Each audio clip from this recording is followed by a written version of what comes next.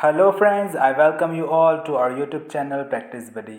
छत्तीसगढ़ सामान्य अध्ययन श्रृंखला के अंतर्गत हम आज करने वाले हैं सीजीपीएससी स्टेट सर्विस 2018 के पैटर्न से संबंधित क्वेश्चंस के हल।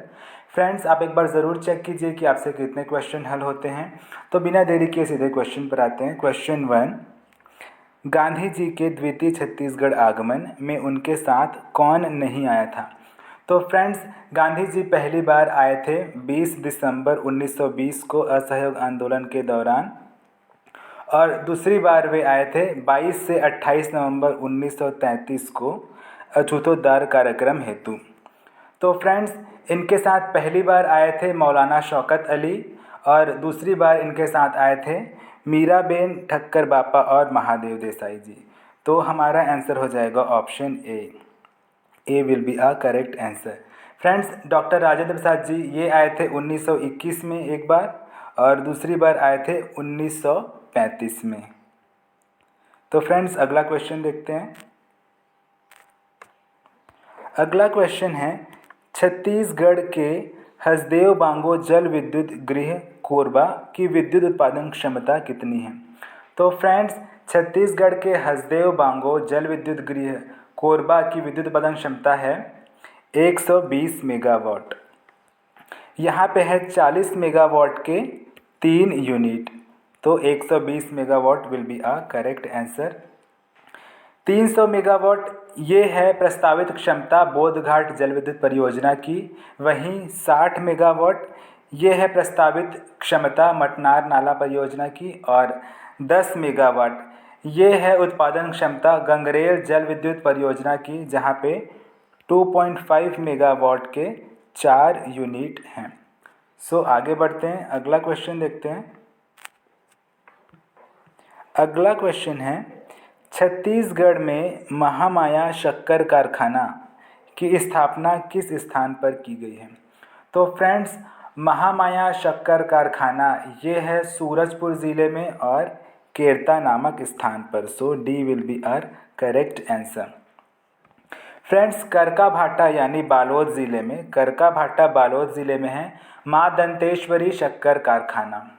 वहीं रामेपुर यानी कबीरधाम ज़िले में है भोरमदेव शक्कर कारखाना, और बिसेसरा में है, बिसेसरा यानी कबीरधाम ज़िले में है सरदार वल्लभ भाई पटेल शक्कर कारखाना। तो फ्रेंड्स, आगे बढ़ते हैं। अगला क्वेश्चन, कुडुख बोली किस भाषा परिवार से संबंधित है? तो फ्रेंड्स, कुडुख बोली जो है वो है द्रविड़ भाषा परिवार से संबंधित। द्रविड़ भाषा परिवार से संबंधित कुछ बोलियां हैं, जैसे गोंडी, परजी, दोरली और कुरुख। वहीं आर्य भाषा परिवार से संबंधित बोलियां हैं हल्बी, पंडो, सदरी, भतरी, छत्तीसगढ़ी आदि। और मुंडा भाषा परिवार से संबंधित बोलियां हैं खड़िया, मांझी, सिंगरी आदि। आगे बढ़ते हैं। अगला क्वेश्चन, क्वेश्चन नंबर 5, हसदेव नदी तट पर लखन घाट का मेला कब लगता है? तो फ्रेंड्स, लखन घाट और शिवरी नारायण का मेला लगता है मकर संक्रांति के दिन। So option C will be our correct answer. Nag Panchami के दिन लगता है दलहा पहाड़ यानी जांजगीर चांपा का मेला, और बसंत पंचमी के दिन कुटी घाट यानी जांजगीर चांपा का मेला, और शिवरी नारायण लखन घाट का मेला लगता है मकर संक्रांति को, और महाशिवरात्रि को लगता है कापू और नर्मदा का मेला। आगे बढ़ते हैं। अगला क्वेश्चन है, बस्तर क्षेत्र में गोंचा पर्व कब मनाया जाता है? तो फ्रेंड्स, गोंचा पर्व भगवान जगन्नाथ जी की रथ यात्रा से संबंधित पर्व है, और ये मनाया जाता है आषाढ़ शुक्ल पक्ष द्वितीया को। So B will be a correct answer. Friends, जेठ में मनाया जाता है गंगा दशहरा, जेठ शुक्ल पक्ष दशमी को गंगा दशहरा मनाया जाता है, और सावन में मनाया जाता है हरेली का त्यौहार, हरेली तिहार मनाया जाता है सावन में। भादों में मनाया जाता है भोजली, कमरछठ, बहुरा चौथ, तीजा, पोला आदि त्यौहार। तो फ्रेंड्स, अगला क्वेश्चन देखते हैं। अगला क्वेश्चन है, बस्तर दशहरा की सर्वप्रथम रस्म कौन सी होती है? तो फ्रेंड्स, बस्तर दशहरा 75 दिनों तक चलती है और इसमें सर्वप्रथम जो रस्म होती है वो हरेली को प्रारंभ होती है, वो है Pat Jatra. So option D is a correct answer. इस रस्म में रथ निर्माण किए जाने वाली लकड़ी की पूजा की जाती है। जिससे रथ निर्माण करते हैं उस लकड़ी की पूजा की जाती है। वहीं जोगी बिठाई में हल्बा जनजाति का एक व्यक्ति योगी की तरह 9 दिन तक उपवास करते हुए सिरसार भवन में बैठता है और भीतर रैनी में विजयादशमी के दिन 8 पहिए वाले रथ को नगर में भ्रमण कराया जाता है। और ओहाड़ी तो एक लास्ट रस्म है जिसमें मावली माता को विदा किया जाता है। ये एक विदाई रस्म है। तो फ्रेंड्स, ऑप्शन डी हो जाएगा हमारे क्वेश्चन का आंसर। आगे बढ़ते हैं, अगला क्वेश्चन, क्वेश्चन 8, पृथ्वी देव प्रथम द्वारा निर्माण कराया गया था। तो फ्रेंड्स, देखते हैं ऑप्शंस में, गज किले व खड़ग तालाब का निर्माण कराया था पृथ्वीदेव द्वितीय ने, तो ये हमारा आंसर नहीं होगा।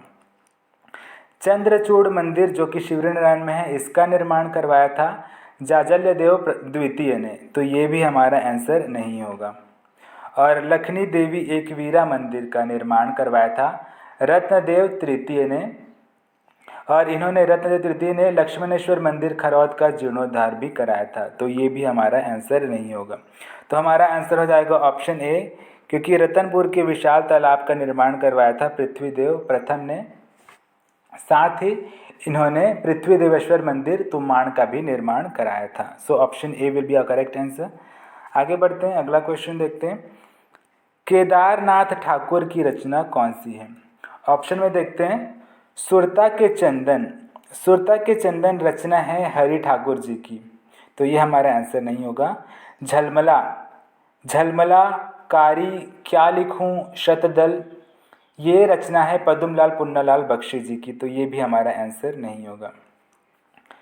शिवायन, फ्रेंड्स, शिवायन रचना है नरसिंह दास वैष्णव जी की, तो ये भी हमारा आंसर नहीं होगा। हमारा आंसर हो जाएगा Bastar Bhushan, that means option C. Kedarnath Thakur की रचना है Bastar Bhushan, option C. Last question को देखते हैं, क्वेश्चन नंबर 10, निम्न में से कौन पानी में रह सकता है? ऑप्शन में देखते हैं फ्रेंड्स, कोलिया, छत्तीसगढ़ी में लोमड़ी को कोलिया कहा जाता है, तो ये पानी में नहीं रह सकता, तो ये हमारा आंसर नहीं होगा। ढेंकना, फ्रेंड्स, छत्तीसगढ़ी में खटमल को ढेंकना कहा जाता है और खटमल पानी में नहीं रह सकता, तो ये भी हमारा आंसर नहीं होगा। छेरी, छत्तीसगढ़ी में बकरी को छेरी कहा जाता है और ये भी हमारा आंसर नहीं होगा। हमारा आंसर हो जाएगा मेचका, दैट मीन्स मेढक पानी में रह सकता है। So option B will be our correct answer. So friends, that's all for today. Hope you like it. Please like, share and subscribe to our YouTube channel. And thanks for watching till the end.